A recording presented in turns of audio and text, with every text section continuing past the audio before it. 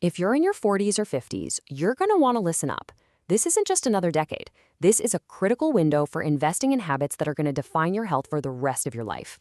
So today, we're going to break down 5 science-backed habits that can set you up for a long and vibrant future. Let's dive in. So, does any of this sound familiar? Maybe you've noticed your energy just isn't quite what it used to be, or your joints are kind of talking back to you after a workout. Maybe that number on the scale is just being extra stubborn. Yeah, these are all super common signals our bodies send us in midlife. But here's the thing, and this is really important. This is not a decline. It's actually a pivotal moment. The choices you make right now have this massive, outsized impact on your quality of life in your 60s, 70s, and way beyond. It's not about turning back the clock, but about powerfully shaping the years ahead.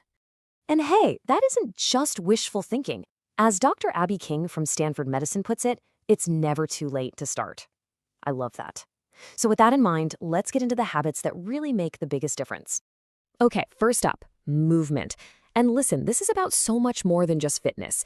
This is about actively fighting to preserve the very foundation of your strength. We're talking about your muscles and your bones. The main opponent we're all facing here is something called sarcopenia. It's just a fancy medical term for the natural, age-related loss of muscle and strength. And believe me, this isn't about vanity. It directly affects your balance, your metabolism, and, down the line, your independence.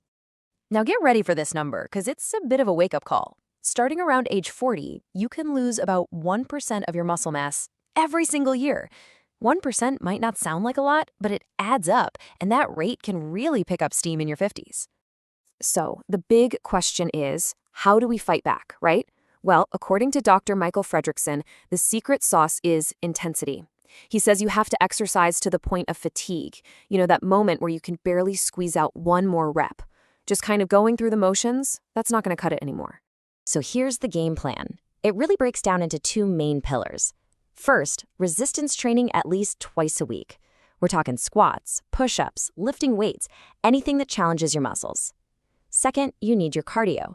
That's 150 minutes a week of moderate stuff like a brisk walk, or if you want to be more efficient, 75 minutes of vigorous exercise like running. And that leads us perfectly into habit number 2, fueling your body for what's ahead. Because let's be real, you can't out-train a bad diet. Midlife is a total metabolic crossroads, and what you put on your plate starts to matter more than ever before. Remember that muscle loss we were just talking about? Well, protein is your #1 weapon against it. The science shows that if you're over 40, you should aim for about 1 to 1.2 grams of protein for every kilogram of your body weight. So for example, if you weigh around 165 pounds, you're shooting for about 75 to 90 grams of protein a day. Okay, but what does that actually look like in real food? It sounds like a lot, but getting 20 to 30 grams of protein at a meal is easier than you think. It's about a 3 or 4 ounce chicken breast, a cup of Greek yogurt, or 3 large eggs. A great strategy is just to spread your protein intake out across all your meals. Now, protein is the star of the show, but don't forget its supporting cast. Fiber is absolutely crucial for your gut health and for making you feel full. Aim for about 25 to 31 grams a day. And hey, if you want a flexible game plan, experts all point to the Mediterranean diet. It's less of a strict diet and more of a delicious, anti-inflammatory way of eating that's proven to work for the long haul. All right, on to habit number 3, and it's a big one, protecting your sleep. It's funny, right? During the years when quality rest becomes more important than ever for recovery and for your brain, it can suddenly get a lot harder to come by. The science on this is really clear. For most adults, that sweet spot is at least 7 hours a night. But as a lot of us know, it's not just about the quantity of time you spend in bed, it's all about the quality of that rest. And in midlife, getting that high-quality sleep can get, well, complicated. And this slide shows you exactly why it gets so challenging. I mean, just look at that chart. Stress and anxiety alone account for a whopping 40% of sleep problems. But it's not just in your head. Physical changes are happening too. Just staying asleep gets harder, and serious conditions like obstructive sleep apnea become much more common. All right, habit number 4 is all about playing offense instead of defense with your health. It's time to be proactive, to know your numbers, and to get ahead of problems before they even start. We're talking about the power of preventative care. Think of this as your basic health roadmap for these years. The official recommendations are pretty straightforward. Once you hit 40, you start with annual blood pressure checks. By 45, it's time for that first colonoscopy. At 50, you get the shingles vaccine.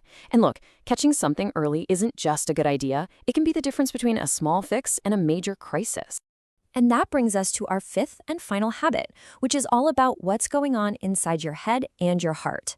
We have to talk about protecting your mental and emotional health by managing stress and prioritizing social connection. I love this quote from Dr. David Spiegel because it's just so true. It's important to manage stress or stress will manage you. And we're not just talking about having a bad day. Chronic, long-term stress can seriously damage your heart, weaken your immune system, and even speed up cognitive decline. So what's one of the best antidotes to all that stress? It's connection. It's people. Because the alternative, being isolated, is actually dangerous. Research has found that social isolation can increase your risk of dying early by about 30%.